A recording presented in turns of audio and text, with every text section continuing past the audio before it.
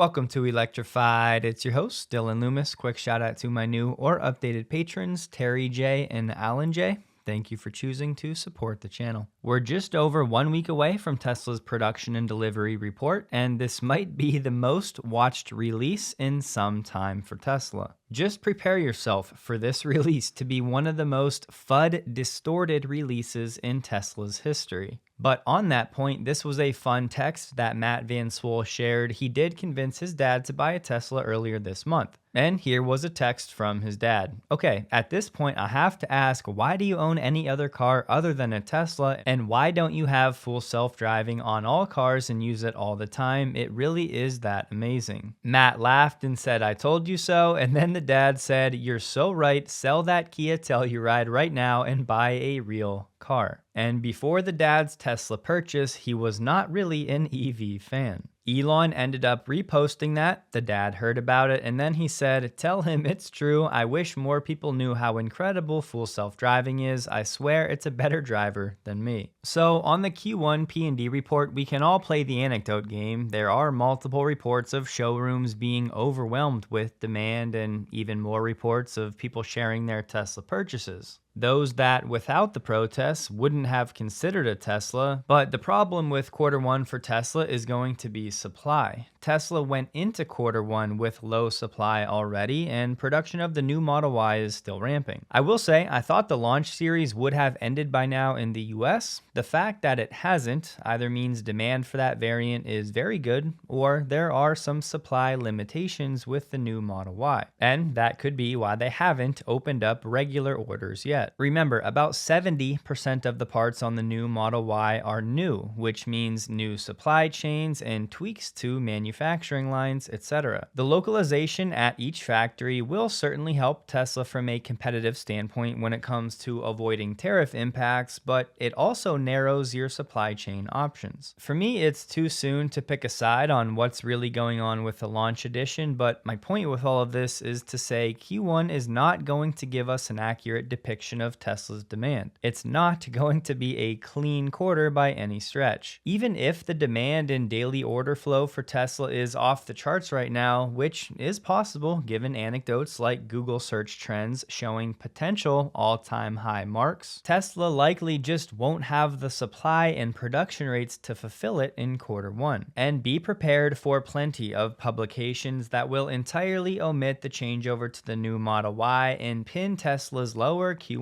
deliveries on politics and brand damage. And as we've said, sure, that does have a non-zero impact, but that's really not the main driver. So we're in the Oaks of Shady Acres community in the Heights, and this was developed by Utopia Homes, and they were partnered with Tesla to develop these eco-friendly living homes. Not only is it the first of its kind in Houston, but first of its kind in the nation, according to Tesla headquarters and the developers.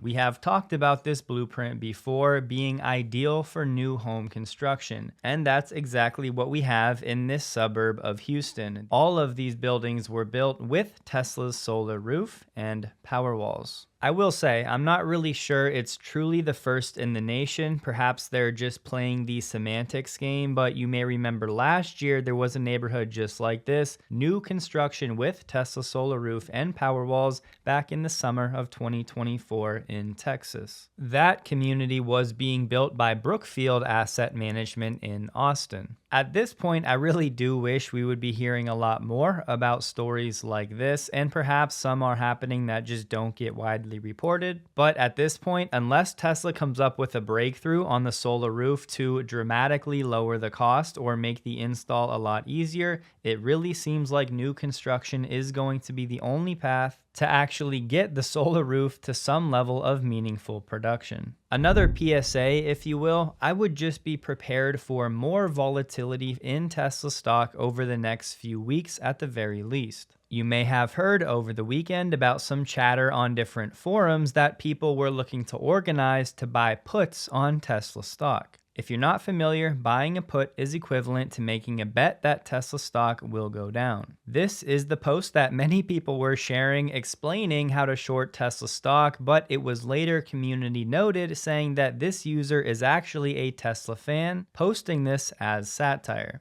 But I would say most people probably didn't know that. So yeah, it's tough to tell what's real out there. Accounts like this saying they spent 140 grand on puts and it was half of their net worth. And then Elon amplified everything, sharing a post from Laura Loomer where she said our Tesla takedown organizers getting paid by Elon's competitors to short his stock. To that, Elon said many of those doing these takedowns have also sold Tesla stock short, so they benefit financially from a drop in the stock. As a long-term investor, no worries, you can still lay back and enjoy the ride, but I know some of you like to play the options game more in the short term or swing trading, so to those of you that do, just be prepared for a little extra market manipulation and exaggerated moves in the short term. Doing some simple math, Tesla stock was up over $29 a share today, which is just under 12%. And if you multiply the former by the number of shares outstanding, that means Tesla stock added over $95 billion of valuation today alone. And as you can see, that rally is being continued in after hours trading. The NDX was up over 2% today, so it had a strong day on its own, but still Tesla outperformed the market today. Part of that could be explained by Trump potentially walking back some of these tariffs that were set to go into effect on April 2nd. But yeah, just know Tesla stock is one of the primary derivative plays in the stock market, and I'm guessing that's only enhanced over the next few weeks. Speaking of stock, in case you saw this, I would put precisely 0 stock in this report, which is really just a rumor from Tesla Ming. They said Tesla's FSD subscription rate in the US hit 30%. The problem with that is their source was chatter on Weibo. And further, Tesla Ming said on the Q1 report for Tesla, we're going to know the actual number. But apparently, Ming does not understand that Tesla does not report that number at all. So unless that changes in Q1 and Ming is basically a Tesla insider, I would put nothing into this report in case you saw it. With that said, I will say I've had so much fun watching Tesla's FSD in China because the streets and the interactions are pretty next level over there, so here's a little montage of recent activity.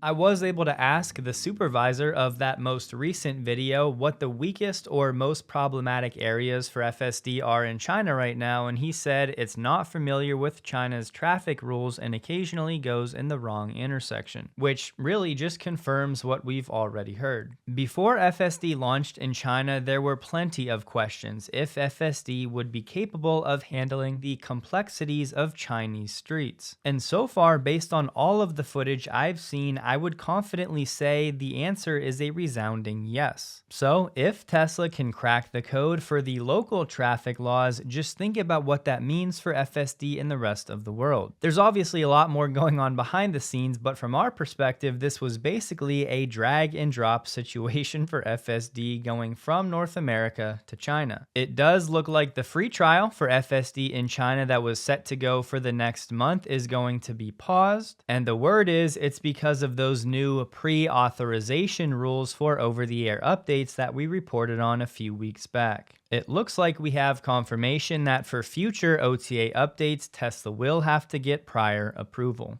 There was some reporting today about a new study on the most American-made cars. Just know this actually came out in December of last year if you go to the source. Either way, the study was done by American University's Kogod School of Business. The summary: Tesla continued its strong performance from last year, ranking in the top 4 spots on the index. The Model 3 performance took the number 1 spot, followed by the Model Y at number 2, the Cybertruck at number 3, and the Model S and X tied for the number 4 spot. Perhaps even more interesting though, if we look at this table, we can see certain companies from 2015 to 2024 have actually seen a decline in their American-made parts. Over that time, Stellantis has gone from 60% down to 46%. Ford has gone from 65 down to 54, and GM has gone from 66 down to 54. Tesla, on the other hand, has gone from 77% up to 81%. This is precisely what I was talking about earlier, because Tesla strives for these numbers at every factory around the world. As we've covered since I've started the channel, this localization doesn't happen overnight. It's something that you have to do over long periods of time. And then when you enter a season like we're in now, where trade wars and tariffs become the talk of the town, this level of localization really does play an outsized role in insulating Tesla from things like tariffs. Because guess what? The localization numbers for Shanghai and Berlin are even better than the ones you're looking at for America. Andre Thierig, the plant manager for Giga Berlin, just did a new interview. He is not concerned about the recent political climate surrounding Elon and Trump. Instead, he said the company is simply hyper-focused on making great vehicles. We focus on what we do best, namely to build cars, and very good and very many. He was asked about fears of future arson attacks, to which he said Giga Berlin has further improved its network for sharing relevant information in order to be able to respond more quickly to such attacks. I don't know what this means, but he also said employees on site would take action if necessary. He said the factory's not worried about sales, that's for the sales team, but he said we know our production figures and our production planning, and we're currently moving production even higher. Our delivery locations here and at the airport site are relatively empty, so the cars are quickly entering the market. And here you go. Thierig says the factory increased localization of suppliers with the recent switch over to the new Model Y, adding that 92% of components for the EV now come from somewhere in Europe. This makes us even more resilient to disturbances in world trade.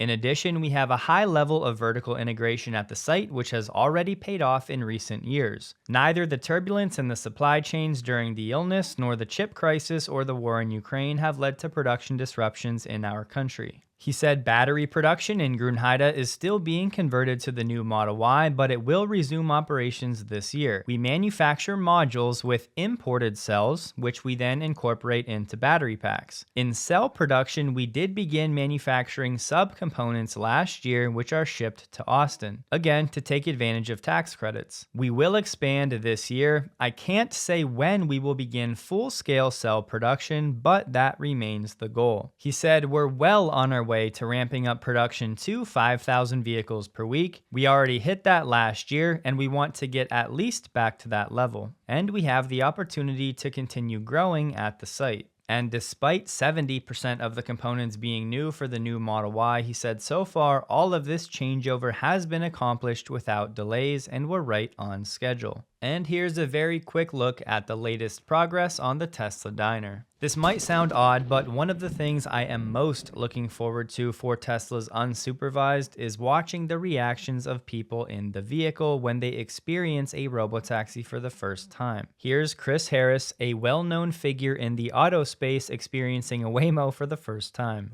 This is extraordinary. Finally, relax, and thank you for riding with us. This is absolutely extraordinary. I mean, look, what's going on here? This is madness. And I wish I could play the audio on this one, but I would definitely get a copyright strike. Tech operator shared a video sharing his FSD experience and someone got to do it for the first time. It really was 45 seconds of pure joy and disbelief. And what's funny is the car really was just going straight for the whole clip. And I think a lot of us would agree FSD still somehow, even after years of using it, awakes our inner child. A few years ago, when John Krafcik was still the CEO of Waymo, he blew off Tesla as a serious competitor in the robotaxi space. He said Tesla was just a company with a really good driver assistance system. But fast forward to today, and he's saying the same thing. Tesla has aspired to compete with Waymo for nearly 10 years, but they still don't. They're a car company with a driver assist system. They have not delivered a single fully autonomous revenue-generating ride yet, something Waymo's already doing 1 million times a month. If a company were serious about building a safe and accessible robotaxi business, it would look nothing like what was shown. That in response to the Cybercab event. John is making the argument that safe and reliable autonomous vehicles will require LiDAR sensors. He said the cost of a robust sensor set, including LiDAR, is trivial on a per-mile basis, even more so for mapping. And the safety benefits measured in human harm reduction are real and verifiable. Fun fact, John is actually on Rivian's board of directors now, and he said at the moment Waymo has no competition. He believes Waymo will stay ahead of the game for at least the next 3 to 5 years, saying they're the only company in the world successfully deploying an embodied AI replacement for a licensed human driver that can be integrated into any vehicle, and doing this at scale with third-party data verifying significant performance and safety advantages over human drivers. It's like, you know what, John? I have a very simple question for you. If your technology can be easily integrated into any vehicle, why aren't you doing that? For me, I would add this to the list of comments I believe will age like milk. Over the weekend, Sawyer did some digging and shared that in 29 different states, the outgoing version of the Model Y in inventory was completely sold out. Given the bigger discounts from Tesla and all of the state-level incentives that are still available, this really should not come as a surprise, paired with what we said earlier that Tesla entered Q1 with limited inventory already. Tesla has won yet another contract for Megapacks, this time in New South Wales, for 300 megawatt hours of battery storage. This project will use Tesla's auto bidder, and this Kalala Bess has contracted Tesla to provide 138 Tesla Megapacks. It's true that many Megapacks would be closer to 530 megawatt hours of storage,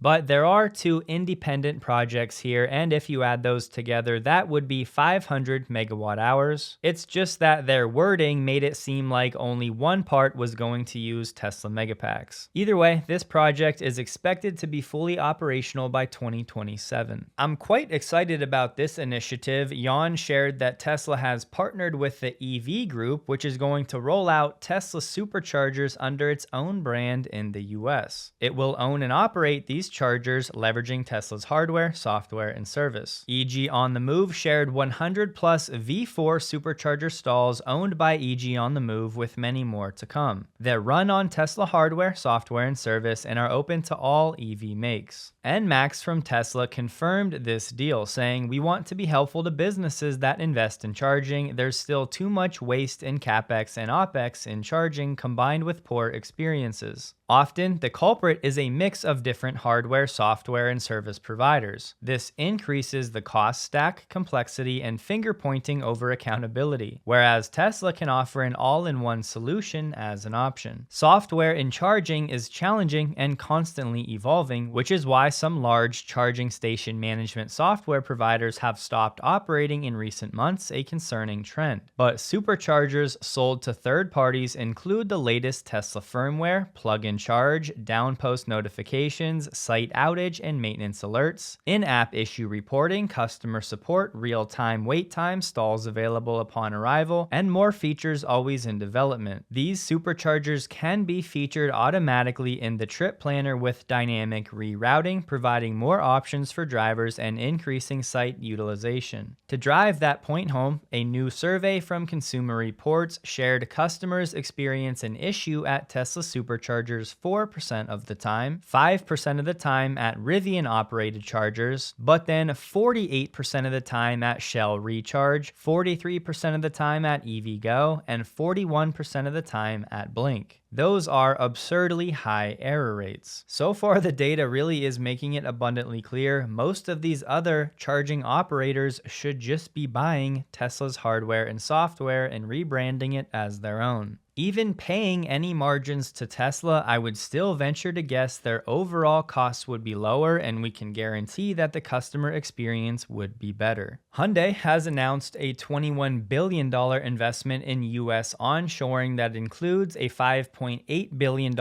investment in a steel plant in Louisiana. There, they plan to make next-gen steel that will be used in Hyundai's EVs. Any further than that, though, right now, details are limited. Just so you know, over the weekend, there were some pro-Elon, pro-Tesla, pro-Doge rallies taking place as well. Unfortunately, though, there is still ridiculous behavior as incendiary devices were discovered at a Tesla dealership in Austin, Texas this morning. A bomb squad investigated and removed the devices without incident. But my goodness, you wonder why I'm so adamant about punishing these criminals and making sure others don't follow suit. This is exactly why. According to a new memo from Governor Newsom, California has now installed over 178,000 public and shared private EV chargers throughout the state. Most of those are level 2, only about 16,500 are DC, but in comparison, the estimates say there are 120,000 gas pumps in the state, meaning public EV chargers outnumber gas nozzles by nearly 50%. That is a huge milestone I would bet most of your friends and family don't know about, so one to tuck in your back pocket. BYD's net profit for Q4 was up 73% to $2.1 billion for the quarter. For the whole of last year, profit rose 34% to a record $5.5 billion.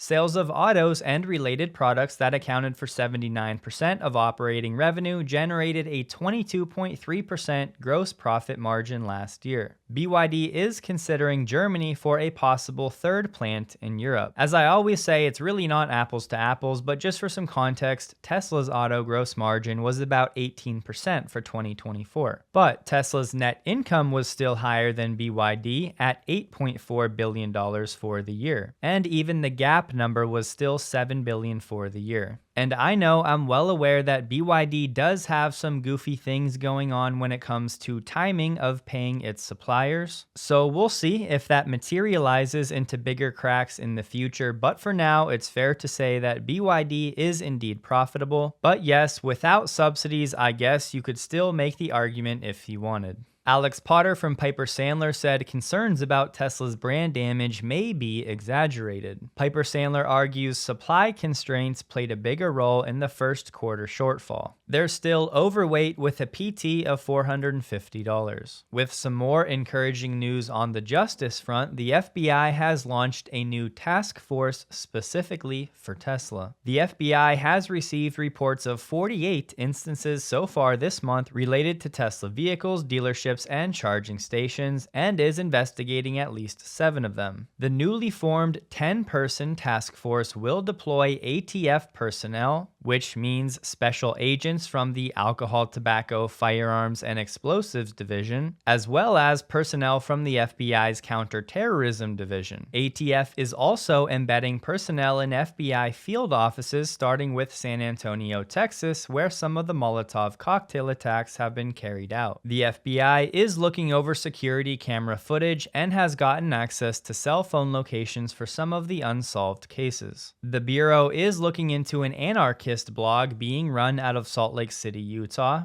and they are tracking the Tesla takedown mass protest movement. Director Kash Patel has been unequivocally clear the FBI will be relentless in its mission to protect the American people. Acts of violence, vandalism, and domestic terrorism like the recent Tesla attacks will be pursued with the full force of the law. Canaccord Genuity just toured Giga Austin, and they said, "We toured the Cybertruck line and saw firsthand elements of the future unboxed manufacturing strategy that promises to materially increase production efficiencies. It's hard not to be impressed with how future-forward Tesla is. Whether it's vehicle design or manufacturing, consistently rethinking the status quo." And he also had positive comments about FSD, the new Model Y, and seeing the Cybercab in person. Tesla stock closed the day at $278.39, up 11.93%, while the NDX was up 2.16%. It was a higher volume day for Tesla, trading about 60% above the average. Hope you guys have a wonderful day. Please like the video if you did. You can find me on X, linked below, and a huge thank you to all of my Patreon supporters.